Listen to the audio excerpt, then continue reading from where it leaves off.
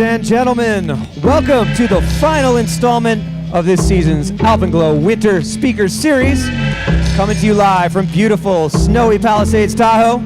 Thank you all for joining us tonight. We're so glad you're here. Our show is about to begin, so please find your seats and join me in welcoming your host, Brendan Madigan. Get in there, brother. Hey, everybody. How's everybody doing? Come on, y'all. Just snowed like 20 feet. All right. My name is Brendan Madigan. I'd like to welcome you to the fifth and final show of our 17th annual Winter Speaker Series presented by Tahoe Mountain Realty. Thank you for coming. So let's hear it for the one and only local legend, series co-founder Dave Nettle.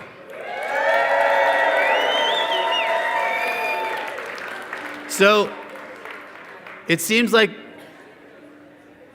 there's some random bells ringing now. Yeah, likely story. So I see a lot of powder stoke out there. Who got it good this week? That's it? Who got it good this week? Nick Russell, you got it good. So we got more stoke. We got throwouts. Who wants some throwouts? All right. We got people posted up all around the venue. You got to scream out if you want some, though. Stand up. If you're sitting down, you will not win prizes.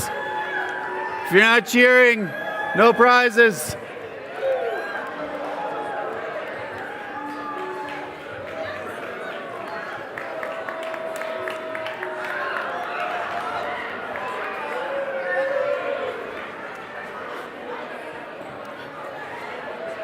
All right. Everybody get something? I won.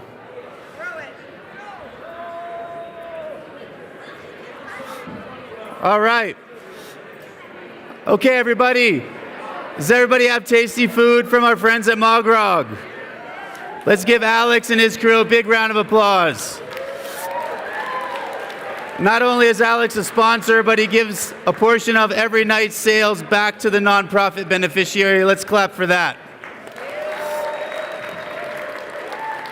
So I have to tell everybody, it's super hard and kind of weird to realize that we're at the end of our 17th year. But it also feels totally right. Can you guys hear me in the back? If you got somebody talking next to you, just grab them. Tell them to politely, shh. Thank you. This is a civilized crowd. It feels right. Even though we're at the end of 17 years, we're on the heels of an epic, I don't know, the best cycle we've seen in 25 years. And we're culminating it with this guy, Dave Nettle.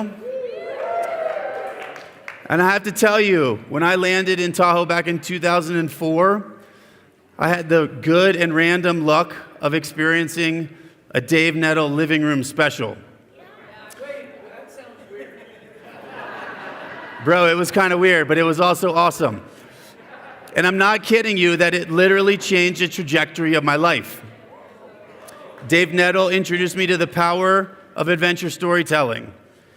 And then he introduced me to my second family at Alpenglow Sports. The raffle ticket is busting over there. People are buying tickets. But then he gave me the reins generously of this speaker series, which is one of the most rewarding and fulfilling parts of my life. So to finish off our 17th year with Dave Nettle is so special. I want you to clap for that.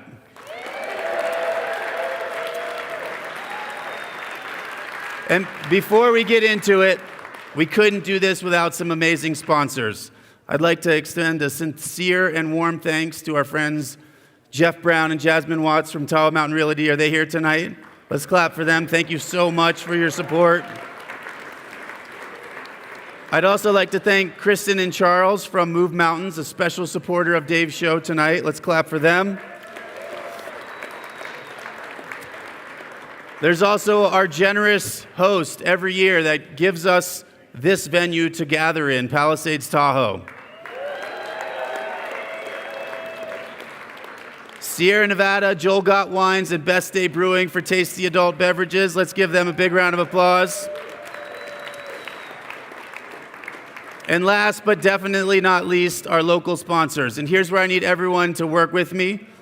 We've done this for a couple shows, so I have high expectations for everyone's clapping ability. So when I say a sponsor, you're gonna clap simultaneously, like pretend I'm Jason Momoa, not far off aesthetically, I hear you.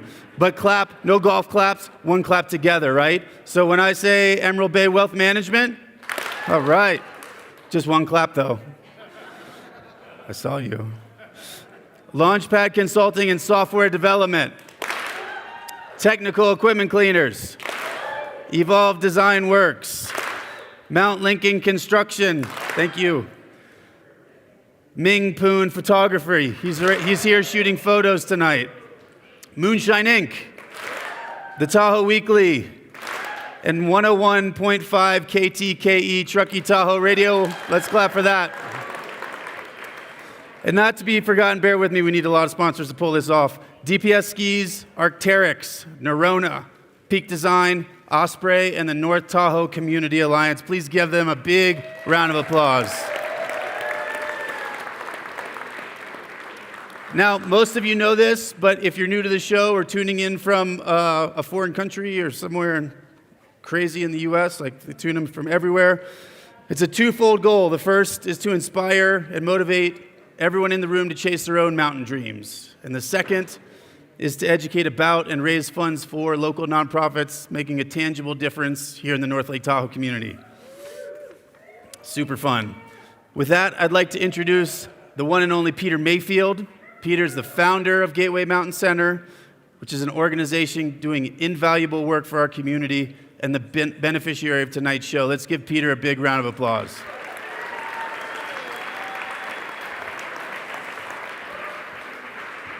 Hello, my name is Peter Mayfield. I'm the founder and executive director of Gateway Mountain Center of Truckee.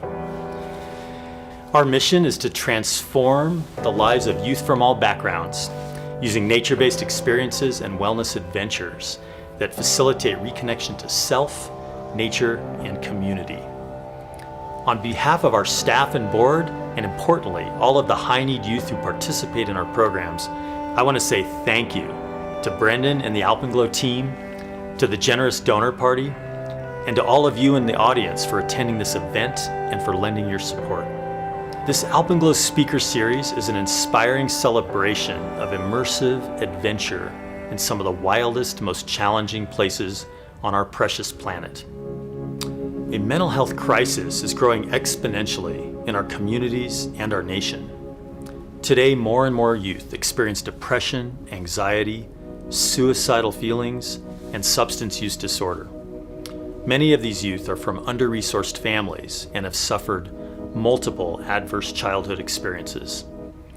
The lack of adequate support for them is starkly evident, and the stress of the COVID pandemic has only amplified this problem. At Gateway, our work applies the benefits of immersive, embodied experiences in nature as medicine for high-need youth. Oh, you guys whoa. Like a 180? Damn, dude. Whole Hearts, Minds, and Bodies is our nature-based therapeutic mentoring program for youth who suffer from serious emotional disturbance and complex trauma. Clinically supervised therapeutic mentors provide weekly, individual, 3 to 4 hour long sessions conducted mostly outdoors. 60 Tahoe Truckee youth currently on our caseload are involved in this program. A consistent, caring relationship provides an environment for youth to build skills and learn emotional regulation while still being able to live at home, attend school, and remain in our community. Notably, over half of our current client youth are from Latinx families, and this non-clinical, nature-based approach is showing amazing rates of engagement and retention for youth who typically do not stay engaged in traditional therapy. Over the past 10 years, we have been taking kids out of clinics and into the forest, and so many of them have been successful in this treatment. We are the only nature-based therapeutic program certified as a Medi-Cal provider. Our 4 Roots Wellness program provides weekly classes in mindfulness-based substance use disorder treatment to all of the middle and high school campuses. And our new Youth Wellness Center in Truckee is a base camp for adventure, a media arts lab with peer-led youth support programs that any kid can access any afternoon. Based on the belief that disconnection from the natural world, from community, and from self produces the struggles of youth we serve, our innovative method, 4 Routes for Growing a Human, brings reconnection through first, authentic relationship, second, connection to nature, third, embodied peak experience, and finally, fourth, helping others or connecting to community through service. This really works. Your support makes a huge difference in the work we do to transform lives. Thank you for helping us help more youth who are in such great need. Enjoy this evening.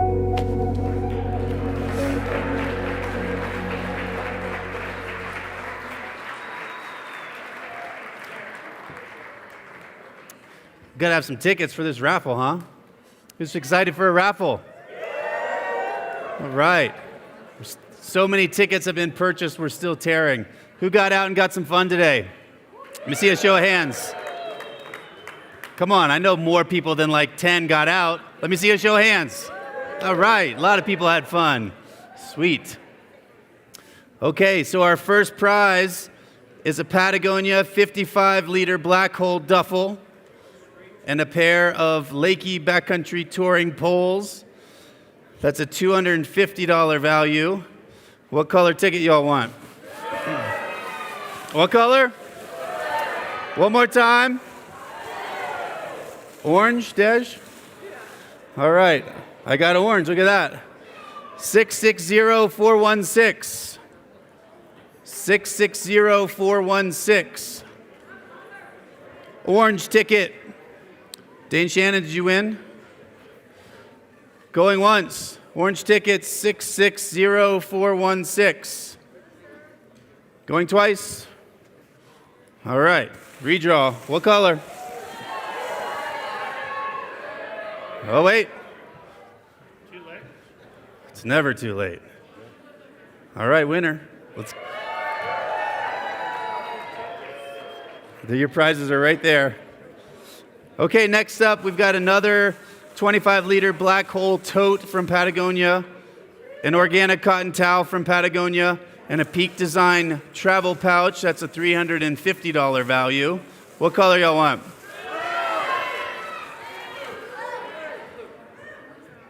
I got orange. 660846. 660. Did you win again? No. 846. Orange ticket. Janice, you win? Definitely checking your ticket.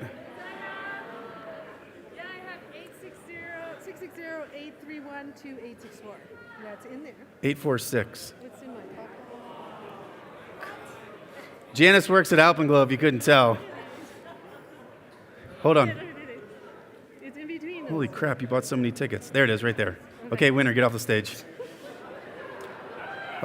Let's give Janice a big round of applause. Okay, next up, we have another Patagonia duffel, another Patagonia towel, and a second duffel valued at $450. The second one's a 40-liter duffel. What color y'all want? I got red. 045598. 045598. Going once. People bought a lot of tickets, so we might have to take a grace period. All right. Winner. Let's give this winner a big round of applause. All right. Yep, you won. They'll get you right there. All right, next up, Arc'teryx insulated hoodie, as well as the Arc'teryx 25-liter ski pack. That's a $500 value. Who wants some of that? All right, I got an orange ticket. 660 576. 660 576. Orange ticket going once. All right, winner.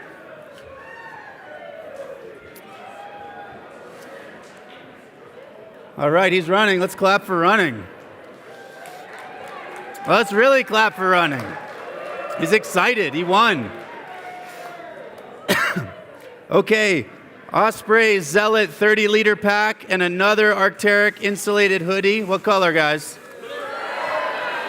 Blue? I got red. 044702. Red ticket. 044702. All right, Jim Backus, we know you're honest.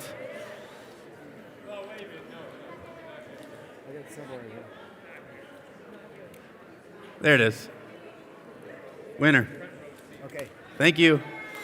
Let's give it up for Jim.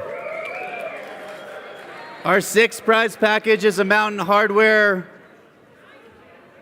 Snowski Woski 40-liter pack. I'm not making that up. A Lakey pair of backcountry poles. Thank you, Tom Lane. And another insulated hoodie from Arc'teryx. That's a $600 value. Who wants some of that?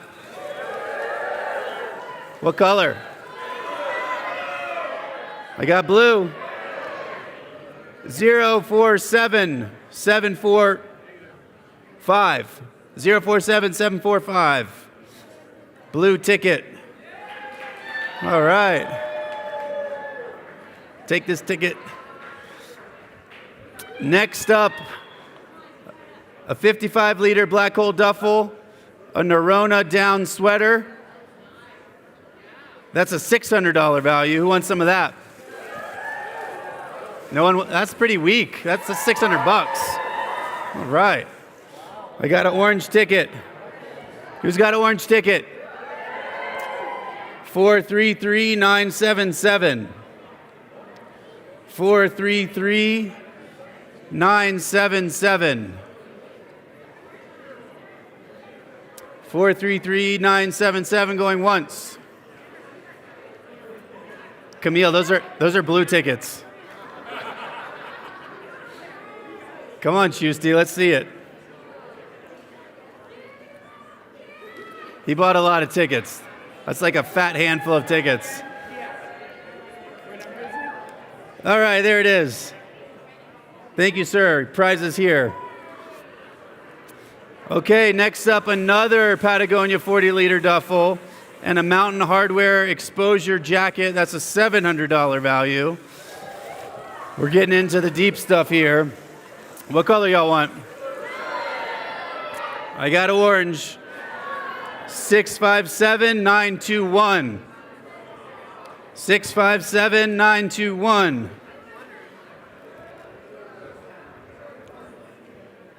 Orange ticket. 657921. We got a winner? All right. He's waving. Come on, bro. We got a show to put on. All right. Okay, next up, a Nerona down sweater and a Peak Designs travel pack, 65 liters. That's $750 value. What color ticket, team? What color? I got orange. 657514. 657514. Winner? All right. Congrats. Our next package is a 40-liter duffel from Patagonia. They were very generous with these duffels. Another pair of Tom Lane special Helicon backcountry touring poles and a Mountain Hardwear shell jacket. That's an $800 value, guys. What color?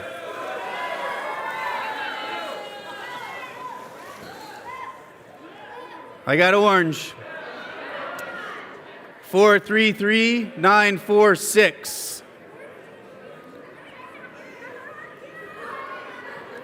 Holy cow, how many tickets did you guys buy?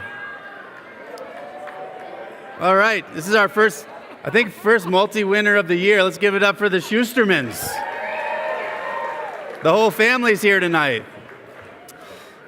Okay, Hey, take your prizes, bro. Those poles are not going to fit you quite yet. Next year. So, $500 gift card to Patagonia, an Osprey 65-liter pack, and another alpine climbing pack from Osprey, a Zealot 30-liter. That's a $900 value. What color?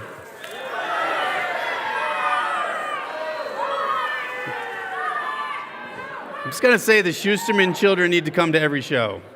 I got orange ticket 128012. Orange ticket 128012. All right.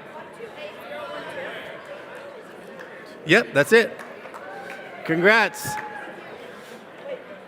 Very professional ticket approach, too, I have to say. All right, next up, I think this is another Tom Lane special, a pair of Kesley skis, Palisades Tahoe day tickets, and an Osprey Transporter 65-liter. That's a $1,500 package. What color, guys? What color? All right. I got red. 044822. 044822. All right. We have enthusiasm. Let's give it up for this winner. Free skis. Okay, and our grand prize, a Blizzard 0G95 pair of skis, a 55-liter black hole duffel, and a $500 gift card to Patagonia. Who wants some of that?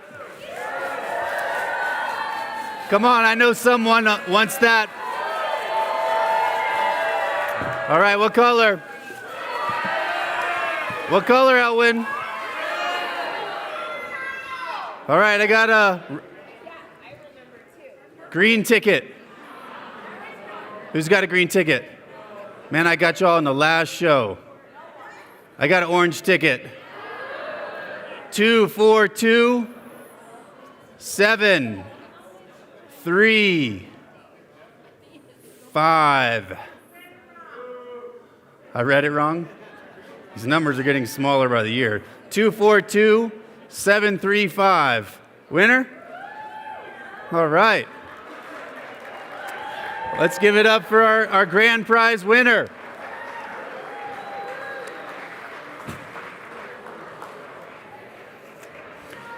Okay, everybody. So, for those of you who might not know Dave, does anyone not know Dave? Dude knows everybody. He is, you know Dave, come on. Dave is literally the epitome of a local dark horse crusher. I'm not joking. You look it up in the dictionary, it's a picture of Dave. I'm not sure if it's contemporary Dave or like 80s sweet mustache, knee-high cotton socks, bright lycra Dave, but it is definitely Dave. His mountain CV would make most professional athletes jealous, right? Dave's athletic pursuits makes me jealous. Heck, it gets worse. If you've never seen a Dave show, you're in store for a really big treat. And jokes aside, Dave is often referred to as the hub that connects so many spokes in our mountain community. He's awesome. He's given our community so much. Not only first ascents and descents, but friendship, a lot of laughs. You guys can still hear me in the back, right? Oh, yeah. Yeah. Definitely a lot of inappropriate dad jokes. But And ultimately, more. he's given us vision. And you can tell he's coming closer to me because I'm making him uncomfortable. Stay over there. Yeah. After all, I have to tell you, Dave founded this series and had the original vision for the magic that you hopefully feel in the room tonight. Everybody stoked on the magic?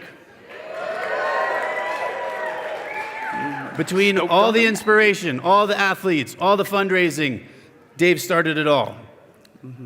Woo! He's known all along that belonging comes from feeling connected to a community. And this community, collectively, collaboratively, whether you're in the crowd tonight or at home, has raised over $1.3 million for the local nonprofit sector. Yeah. So Now ultimately, I'm really nervous. I'd like to thank Dave, stay over there, and all of you, whether in person or tuning in tonight. We followed Dave's lead. And this season alone, we've raised over $350,000. So let's give that a big round of applause. So from our entire speaker series, team and family, I'd like to say thank you for coming. It's been the best season yet. We promise to be back next year, bigger and better. Yep. And with that, I'd like to welcome the man himself. All right. Dave Nettle, turn the lights out. Thanks, Brendan. Woo! All right. So you come into these things nervous as it is, and that just really helped calm my nerves. So good stuff. Well, right on. Super psyched, as Brendan mentioned. This series has been going on in one form or another since 1988. It's been great. It's been a community event, and when it kind of evolved to where Brendan and I were sitting down and thinking about having Alpenglow involved in running it for a while, we were doing it at the Sawtooth Cafe that seated maybe 40 people comfortably, and we were thinking, I hope we can fill it. And so things have definitely been growing. It's been fantastic. And it's kind of a fun honor to be kind of wrapping up the series this year. Before we get going, though, I want to do a special shout out. Somewhere out there in, what do they call it, streaming land? I don't even know. But is a very dear friend of mine, and a lot of us can relate to this. She just had knee surgery today. So while we were all out there blowing through powder, she was blowing through some probably pretty heavy drugs. But she says she's watching tonight, so Annie, we all love you, and we're going to give you a round of applause. Get well, get healed. All right. All right. I always wonder if this is going to work when you push a button on a computer. So tonight, I've kind of decided to circle back around on a kind of a theme that was going on here the last few years. We all kind of went through one form or another of a COVID, of a pandemic experience. I don't think anyone was unaffected to some degree. And so this is talking about a return to the Alps after 2 years of things pretty much being shut down. But I'm going to give a little bit of background on Europe, my experience in Europe, and also my fascination with the Alps. So from the very first time I started climbing and skiing, to me it was always like the Alps were where ultimately you had to go. It was where the history, where all the greats were. These huge granite spires, the huge glaciated peaks that dominated the landscape. It was pretty much what I was raised on when I first started climbing, thinking about the Alps. As a matter of fact, going through high school and college, I was usually like ditching out, hiding in the library, reading books like this rather than doing homework. A lot of the classics, even the title, Conquistadors of the Useless. What an inspiring title for a young person. It's like, hey, I got that for sure. I can aspire to that. And the black and white photos just kind of seem to evoke this timeless era that it fascinated me. And these seemingly impossible images of these climbers in France and Italy and Austria and Switzerland doing these crazy things that I wanted to do. Probably the one thing I found out I didn't want to do was a rappel like this, by the way, where you just run it between your crotch and over your shoulders. That's not recommended. And just the wild scenes that you would see in the Alps, these crazy gendarmes and spires. And also, and I know it sounds crazy, but it was like even what would you call it? I don't know, the savoir-faire of these alpinists, wearing these ragtag clothes, old funky wool knickers and beat-up shirts. I just was like, this is it. This was like what I wanted to aspire to. So at a young age, of course, I acquired this look. This is This is, I was 14, and this is when I first started climbing. This was actually one of the first artificial climbing areas pretty much in the country. This mountain shop that I worked at, far west, that ended up becoming Mountain High, had hauled in these 3 boulders and then the spire and piled them up, and I instantly started just hanging out there and getting in the way.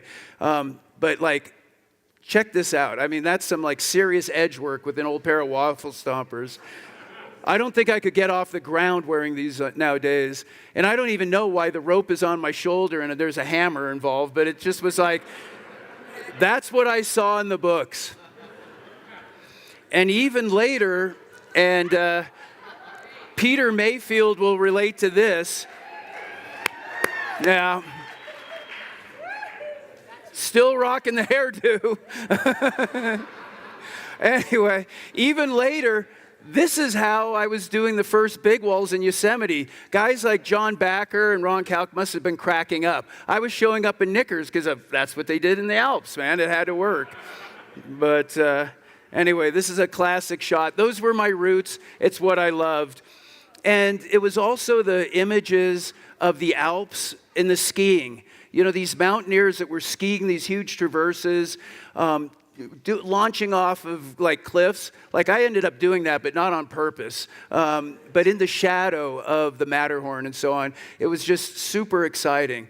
And it was actually somewhat ironic that the first trip that I took to the Alps, to Europe, was a ski trip and not a climbing trip. I was definitely more a climber who skied, but this was in 1984, and that was state-of-the-art skis. It was low-top leather boots, and then 3-pin skis, and that was, I think I had downsized from a pair of 210 to 205 centimeter skis. I was going short for maneuverability, you know. And it was a fascinating introduction to skiing in the Alps, right off the bat, trying to carve telly turns down through this glaciated terrain. Now, I had already been climbing in Alaska, but I hadn't been skiing, so this was an eye-opener. And then at the end of the day, coming into these comfortable huts, hanging out with people, and even when you would come down to a road, there were like taxis waiting for you. It was unbelievable. There were so many people doing these things, like in this case, the classic Chamonix to Zermatt High Route, or the Haute Route.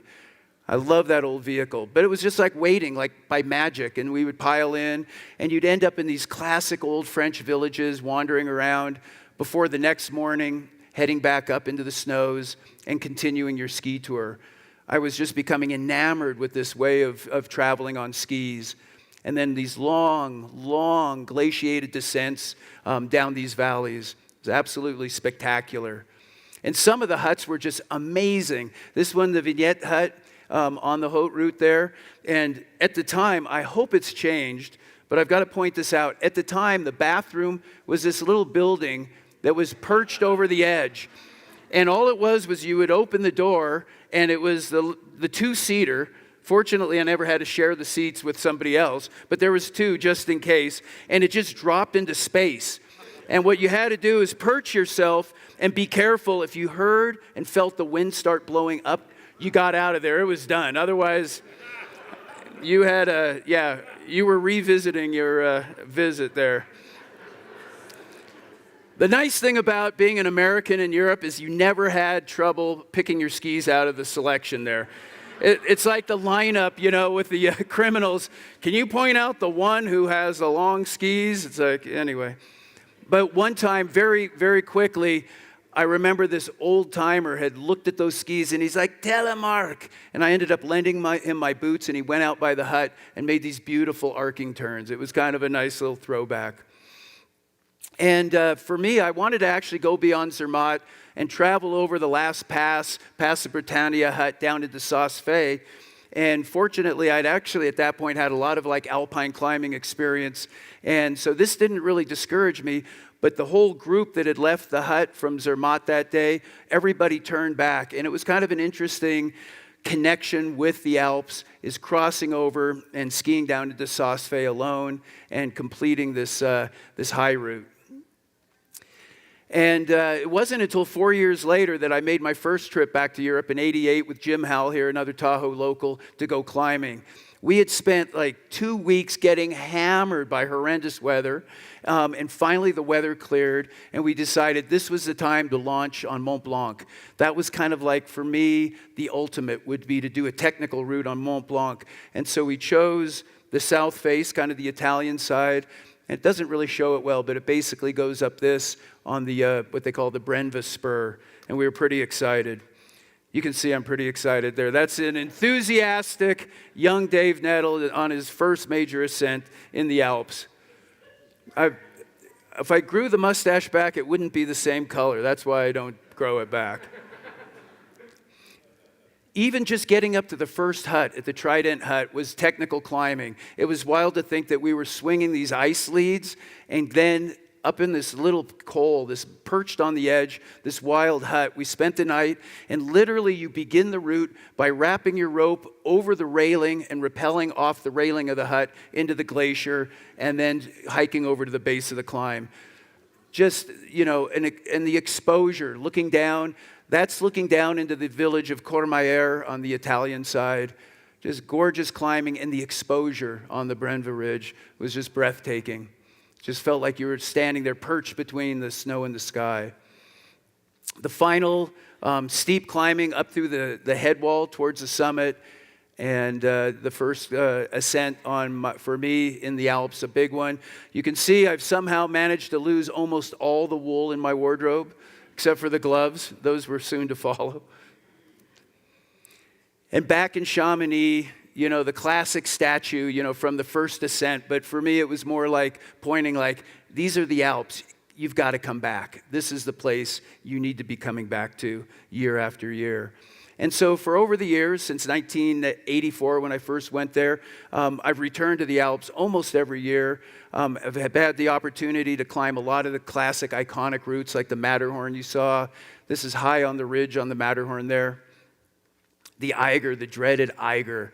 And the route that I climbed on there with a good friend of mine, John Fisher, was actually what they call the East Ridge or the Mittelegi Ridge, a technical route. But what was cool about it is you're taking the tram up through the heart of the Eiger, right inside, and it always stops and people get out and you can look out the windows, and then we would stay there and the train would continue, and you walk down these crazy old abandoned tunnels, and then all of a sudden, where they used to spit out all the rock when they were building the tunnel, you're standing above the glaciers and you basically rappel out of this tunnel onto the glacier and begin your climb up to the hut. This is a classic Mittelegi hut, one of the more spectacular locations that you can find in the Alps. And then the beautiful, elegant Mittelegi Ridge that leads up to the summit of the Eiger. And the Drew, for me, growing up, especially with those books that I showed you the pictures of, the thought of climbing the American Direct on the Drew had always been a dream. And so it was great to finally go there with my buddy Reuben Shelton. And we kind of employed the tactics that we had been learning here in the Sierra and Yosemite, is rather than carrying a bunch of equipment and ice axes and crampons and going to the summit and descending down the easy route, we ended up choosing to reach the summit and rappel the entire route, which ended up actually being a blessing in disguise, because right when we got to the summit, a big storm swept across the Alps and we got out pretty much just in time. And the Alps has a lot of history as well, and it's not always that encouraging. This is like a classic rappel anchor that you might find somewhere on these old routes, a tangle of old pitons. Sometimes that's your only choice of protecting these routes that were established in the 30s, 40s, and 50s, and the equipment is still there. And this one is one of my favorites right there. An old chunk of wood with some baling wire. And what's classic is like you're climbing up and you're already kind of run out and you see this and you go, that is ridiculous. That's stupid. There's no way. And then you look around, there's no gear, and you're like, I'm clipping it. And this next one is like my favorite piece of protection that was on the Italian side of the Matterhorn here. And this is a little shout out to my buddy Tom Lane. I hope you sponsored this Lakey pole. Somebody had hammered it into the rock for a handhold to get over a vertical section. They're like, yeah. When in doubt, use your ski poles. Lakey. And also, since 1984, I've just had the pleasure of returning to the Alps about 15 times to do different hut-to-hut ski trips. And each time for the most part, each time I go, it's a different trip in a different country, a different set of huts, but they all share some great things in common. Excellent lodging. This is the Lake Tahoe Literary Club, hard at work, ready for the book review. And of course, the nice light snacks that you get in the afternoon after a hard day of touring. Just something to knock the edge off your appetite until dinner time. And then dinner hits, and it's a full-on affair. These huts are amazing. The food that they serve, it's all just a fun social time. And you've got the great food, you've got the great wine and beer, whatever you're drinking. And then depending on the mountain region or even the country, they all have their special little schnapps type drinks. And it's amazing how the littlest glasses cause the biggest trouble. But we'll leave that to your imagination. And the touring on these routes takes you through some spectacular terrain. And it's wild to think on a lot of these tours, you're just a few miles away from civilization. A lot of it is very accessible, and then you feel like you're in the middle of nowhere. Sometimes you're carrying your skis over these wild ridge lines to get to the next ski descent. Sometimes skis aren't even involved. This is like a very exposed rock move up near the top of climbing the Gran Paradiso in northern Italy. And then always the awesome summit with great people that will be special to us always. Sharing these summits, these smiles, super amazing. Pleasure to have summited so many peaks in the Alps with good people. Oh, and I might mention there is skiing, by the way. We don't just eat and drink. Fantastic skiing on these huge descents.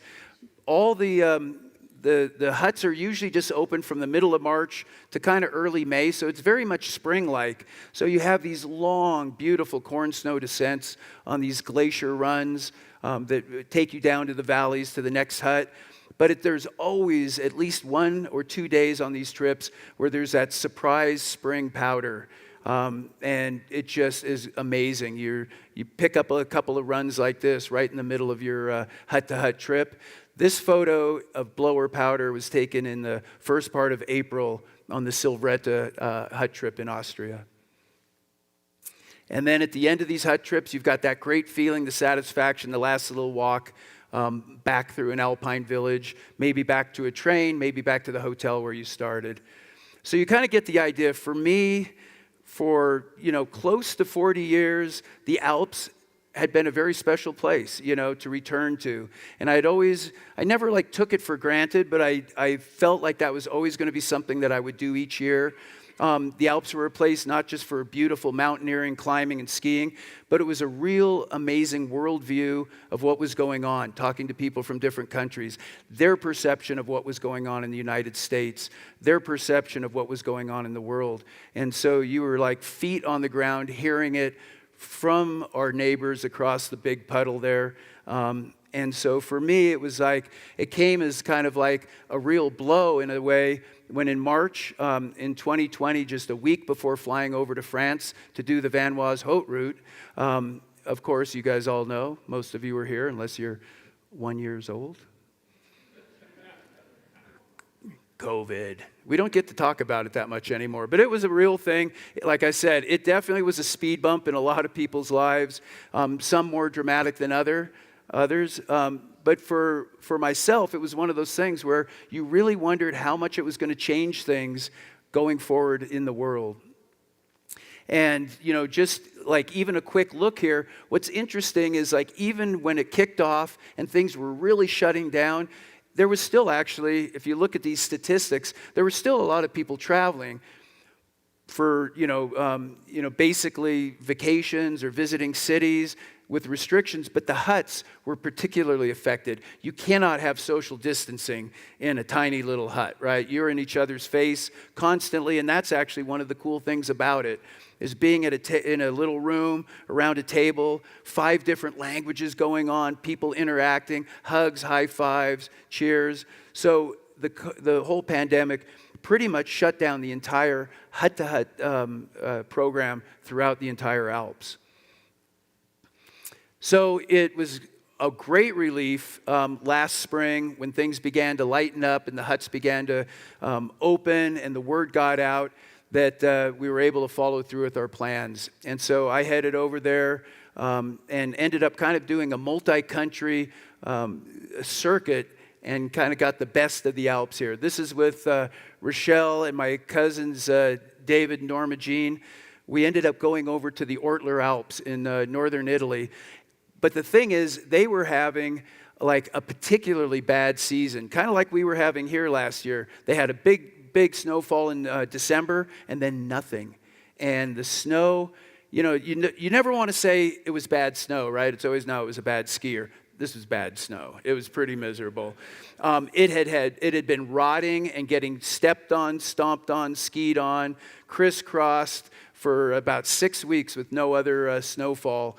And so we arrived here at the Pizzini hut and decided, though, to make the most of it and ended up, Rochelle and I ended up climbing the Grand Zebrou, one of the major peaks in the Ortler Alps.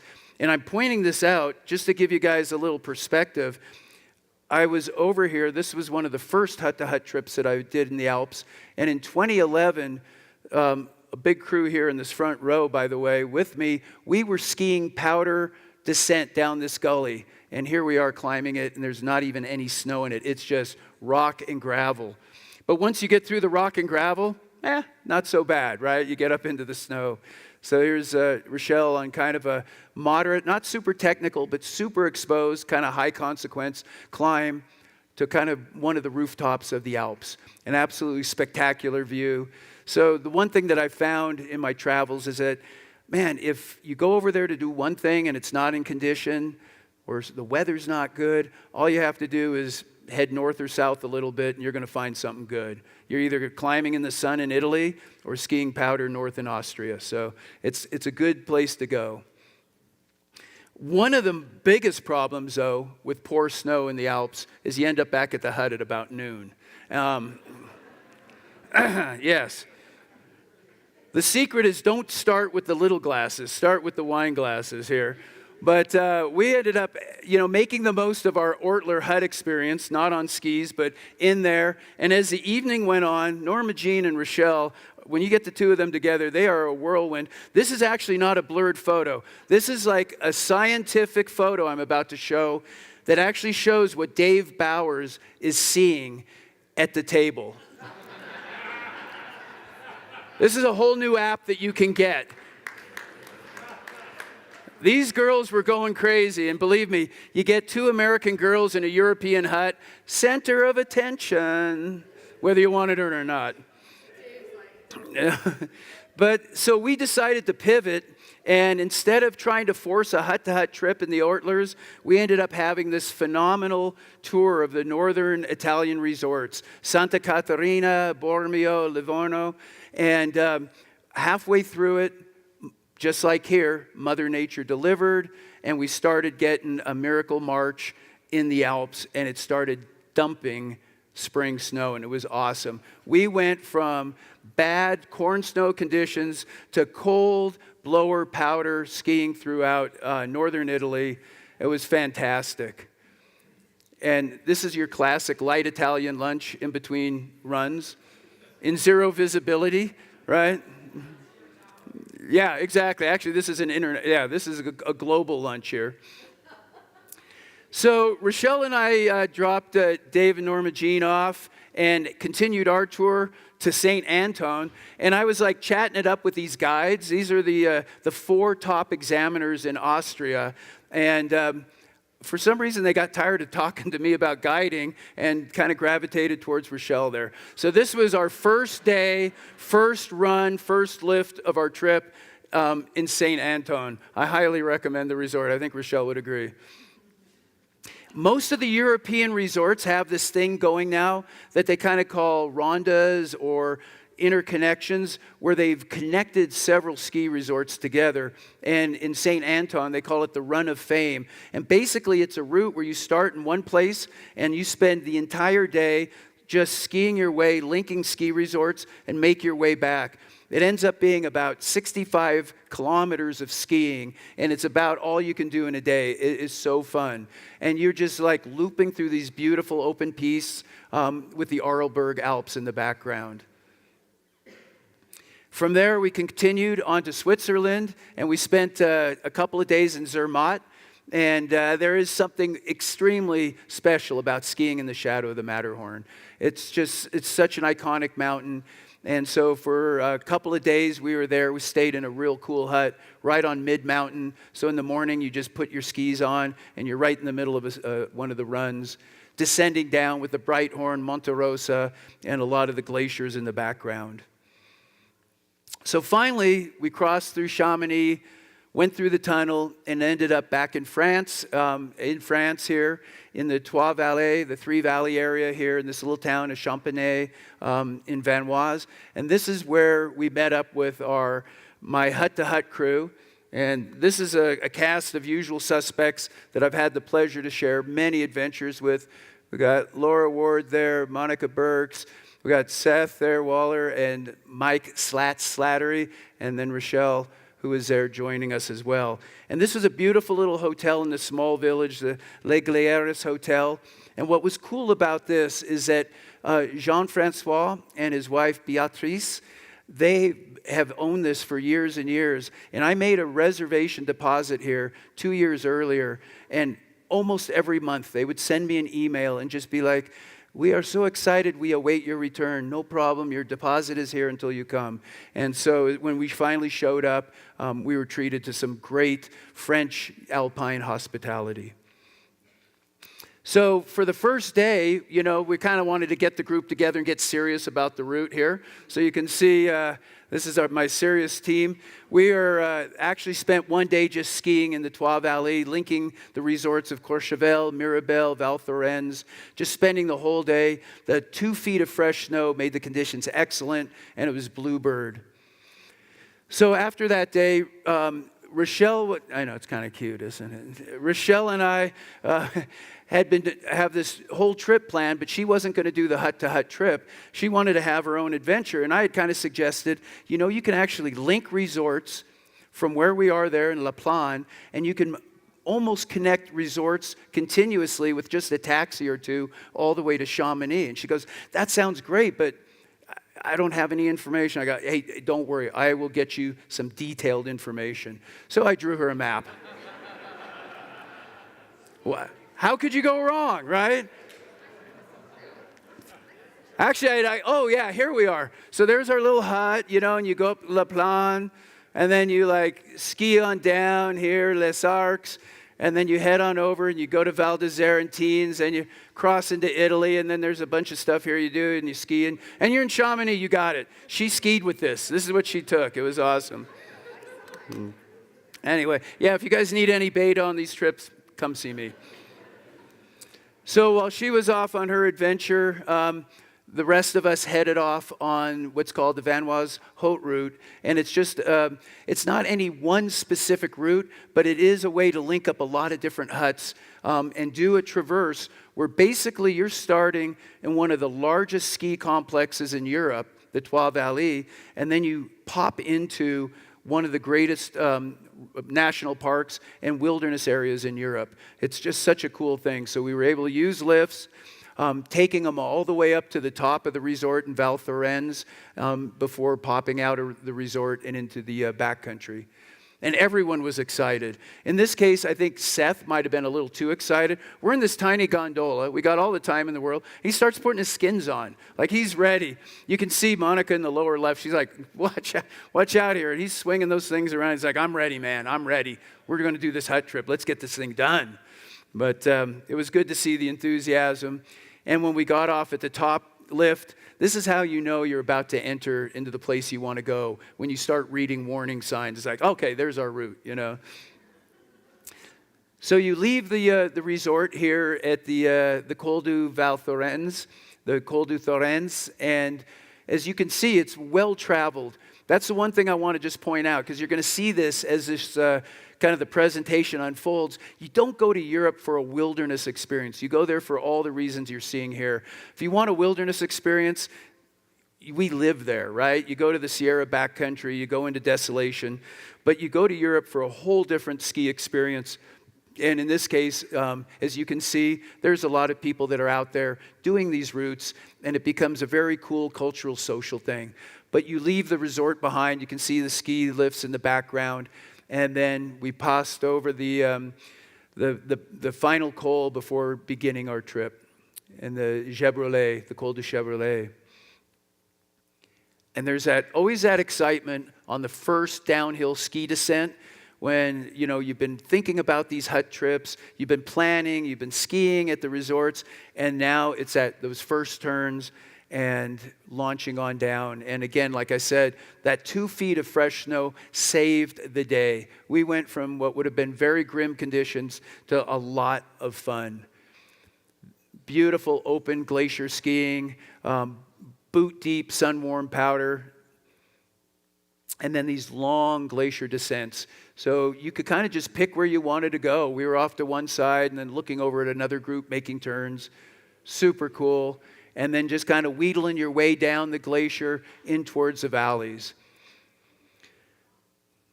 And the temperatures were starting to raise. It's not unlike what happened here today.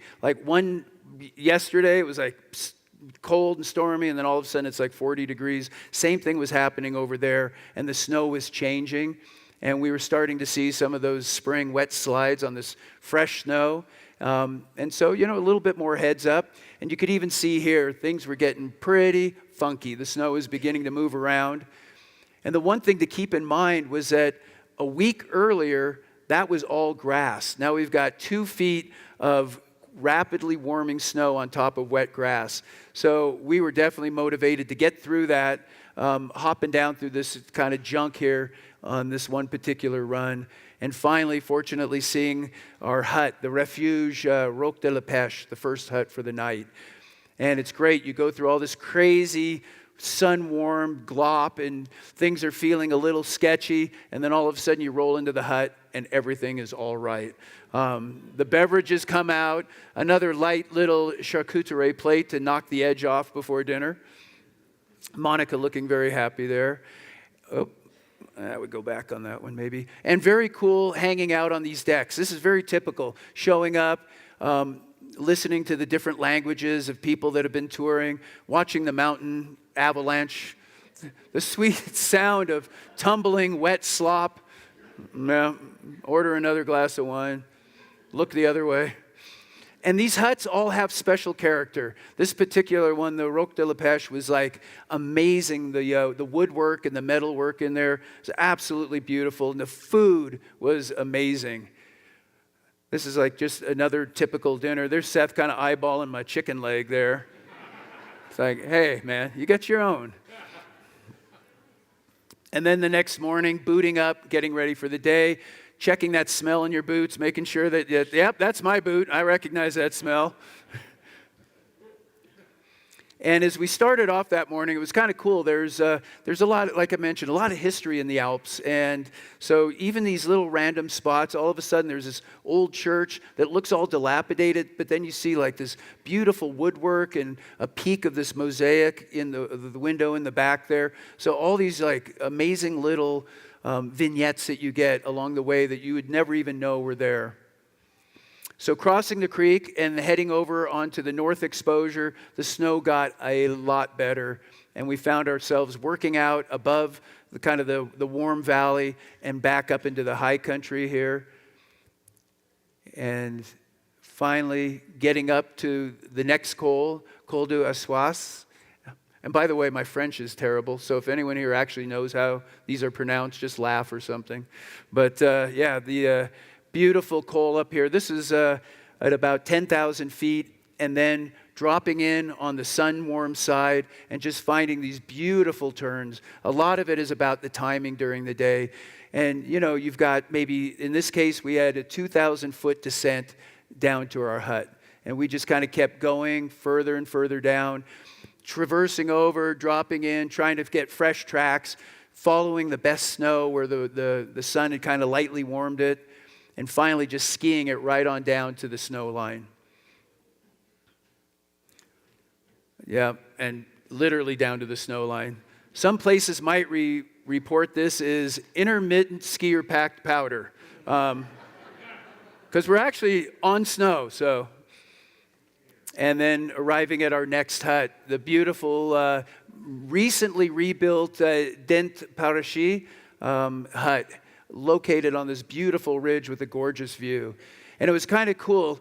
The snow level might be low, but the beers are always full. So there's Monica and Seth enjoying a light hydration. You got to stay hydrated on these trips,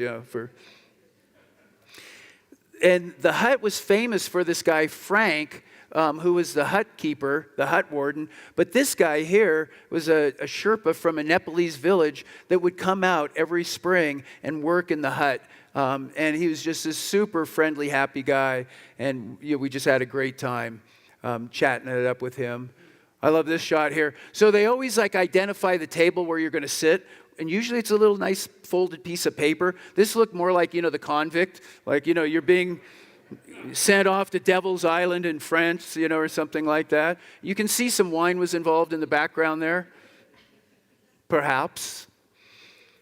And the dinners are great. You've seen a couple photos of them already. But it's very much family style, where you end up at a table with some people that you've never met before, from different countries, and it's super fun. Here's a gal serving up the soup. Everyone takes their turn. We needed somebody to serve the main dinner, somebody who was skilled at handling wieners, and Seth volunteered, being an expert in that category. So it's all about teamwork. So the next morning from the Dent Parachi hut, it was pretty low, as you saw. And so, with the snow getting warmer as we're putting our skins on, everyone's going, well, do you think we need skin wax, glop stopper? And I thought for the day, I would recommend more like fertilizer. So fortunately, we only had to do this for 3 miles. No, I'm kidding. Just about 50 feet. And then we got back up into the high country. And that's fairly typical. Even on big years, a lot of times you find yourself walking, big snow years. It's just part of the deal. You're doing a ski mountaineering traverse. It involves pretty much everything. And in this case here, the snow angle getting a little steeper, a little firmer. We're on the north exposure here. And this was the final booting up to the Col du Labi, which was our highest point of the cols on our trip at about 11,000 feet. And we had a 3,000-foot vertical descent down to our next hut. And being on the sunny side, we were able to just milk it. You try to time these things so that you hit the snow in the best conditions. There's no need to get a super crack of dawn start. You want to let things kind of warm up a little bit. And just making turn after turn. And as we got down even a little bit lower here, there was one last traverse and then a final kind of ragged descent down to the hut. And I'm going to point this out. You can see the conditions by the quality of the turns. Conditions were not so good. But that's not a rock. That's a skier. I skied by him, and this poor guy was crawling down the slope with a broken ski. It was kind of flopping around. I'm like, "Are you okay?" He goes, "I'm fine. My guide's in the hut." Probably having a beer. And so this poor guy's crawling down the slope, and there was really nothing we could do with it. He was fine. It was just his ski was broken, and so he was going to make it to the hut. So, we did what the right thing to do is go to the hut and think about him and have a beer, knowing he would eventually get there. And there's nothing better to go with a cold beer in the hut than another light charcuterie plate. Very artistic. So what was crazy is, so we're sitting there, we're enjoying a nice adult beverage, we're munching on this, and all of a sudden, right in front of us, literally right outside the window, this helicopter lands. Now around here, if you see a helicopter land, you're like, oh man, some guy's leg got torn off. Well, they're picking up our little buddy who was crawling with a broken ski.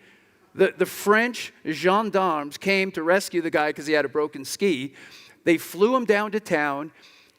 He went to a rental shop, rented a new pair of backcountry skis, took a train, and then skinned up and met his group at the next hut the next morning. That doesn't happen every day. That is a European thing for sure. It's like, oh, I've got a hangnail. Heli. It was pretty cool, though, watching it right in front. They were very professional.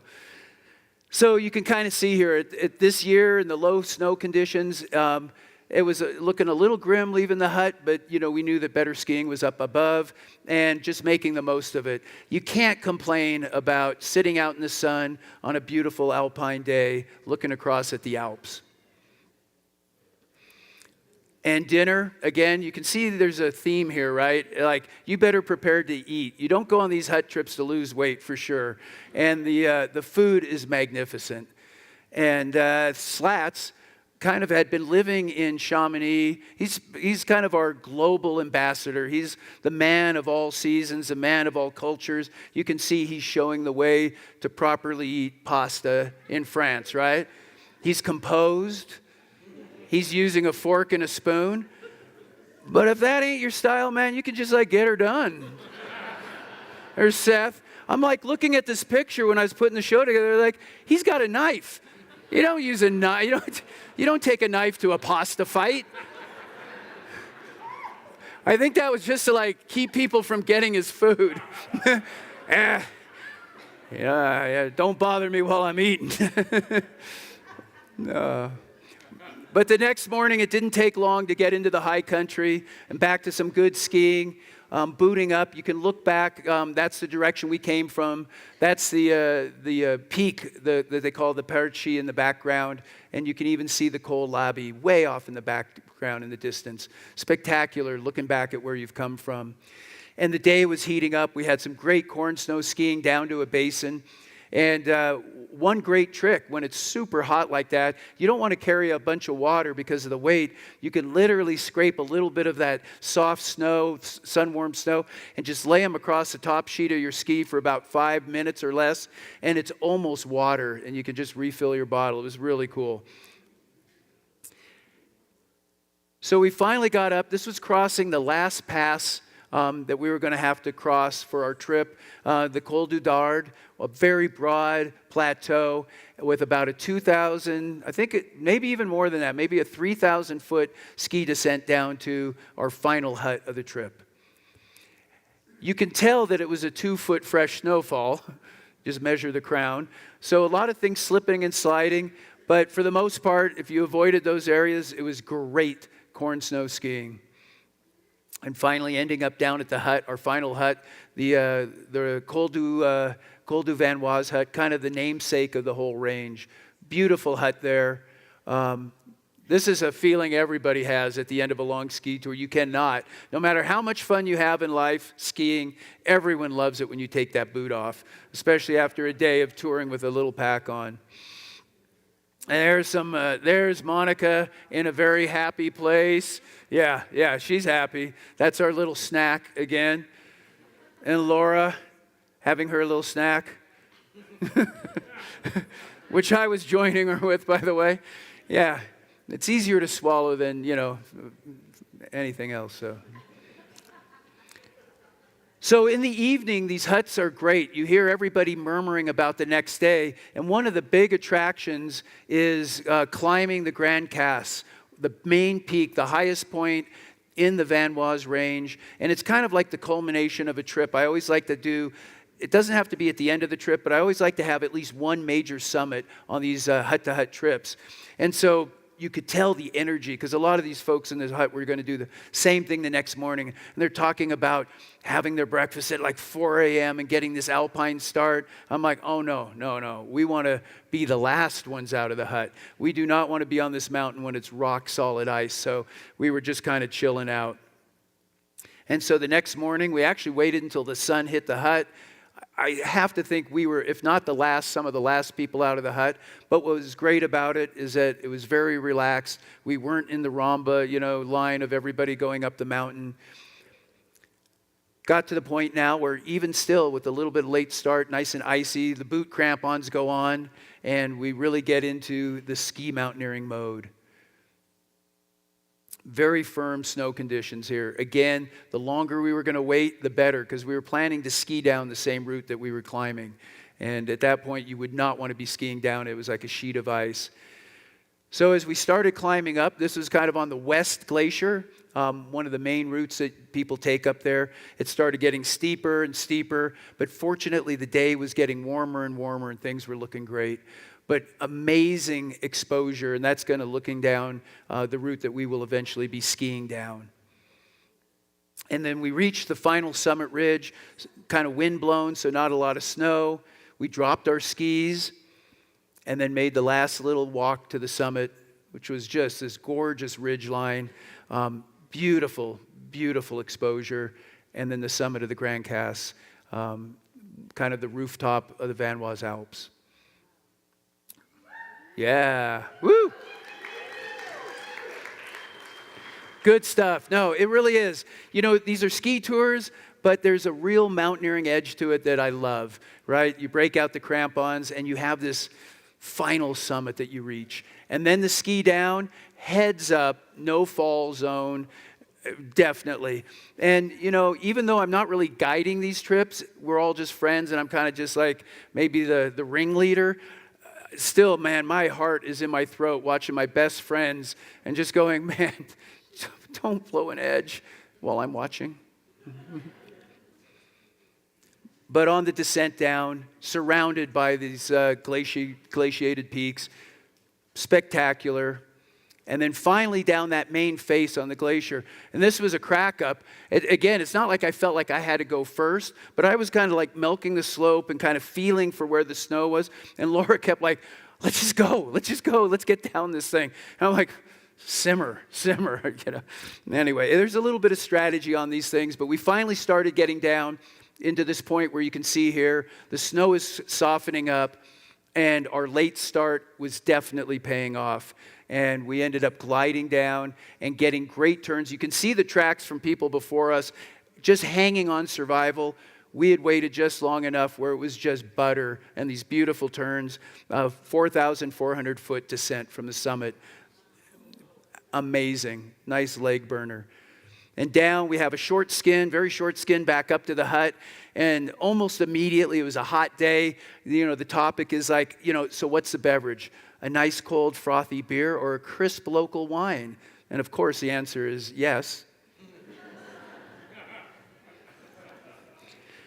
So as our final evening on the hut trip kind of unfolded, it was kind of cool watching other groups begin to plan, because you can do these trips in either direction. And like this was just one example, this group of young gals, all excited. They were going to be basically doing the same trip we did in reverse. And so they were asking for some advice, and it was just cool watching them poring over the maps and just relating to their adventure ahead. And we ended up kind of befriending the couple of these guys.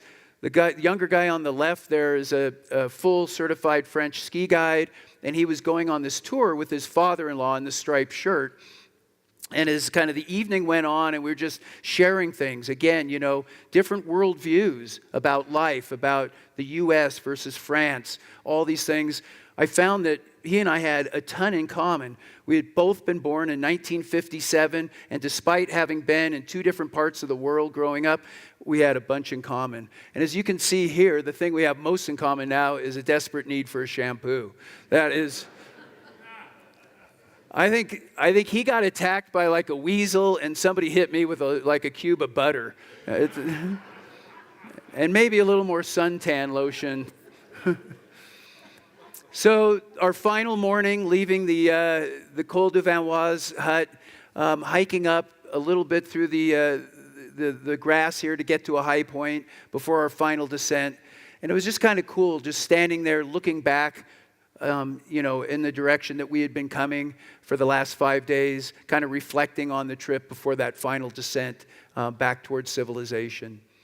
And the view up the Grand Casse, showing the route that we had skied. I think I have a pointer that we had skied the day before. Beautiful glacial run. And then a long descent down the valley, finally crossing the bridge that actually conveniently led right to the top of a ski lift on a ski resort, and we hit it literally as the chair was just starting to run. So here we are, we pop out of this backcountry experience, and we now have 2,000 feet of fresh, unskied corduroy all the way down valley to wrap things up. That was just the grand finale. And the beautiful view looking down into the village of Prolognon. And even where normally that would just be grass, they keep these like ribbons of snow going so that even in the late spring, you can ski all the way down to the very end, just gliding down fresh corduroy, kind of a glory run, ending up about 100 steps from a nearby cafe. And while I was calling a taxi to come pick us up, we were indulging in some of France's finest little coffee treats here. Great shot of Monica in a very happy place there, nose deep in a little French creme. So the taxi shows up. Again, it's just like clockwork. We pile everything in, and in short order, we find ourselves back at the hotel, Les Glieres, where we started. We have all our stuff waiting there for us that we've left. Beatrice and Jean-Francois welcome us like we're like family returning, and we have this great dinner. An amazing, amazing return to the Alps, and a fantastic hut trip with great friends. And, you know, kind of just in wrapping up, a lot of times we kind of like go through life either where you don't know what you've got till it's gone, or you take it for granted, right? There's these like two opposites. And what I've tried to do my whole life, and certainly after COVID, it really reminds you that you really want to take more of that middle ground. Definitely know what you've got, love it, but don't take it for granted. Live every day fully, get out there and charge, love the people that you're with, and ski fresh powder as often as possible. All right. Okay. Woo!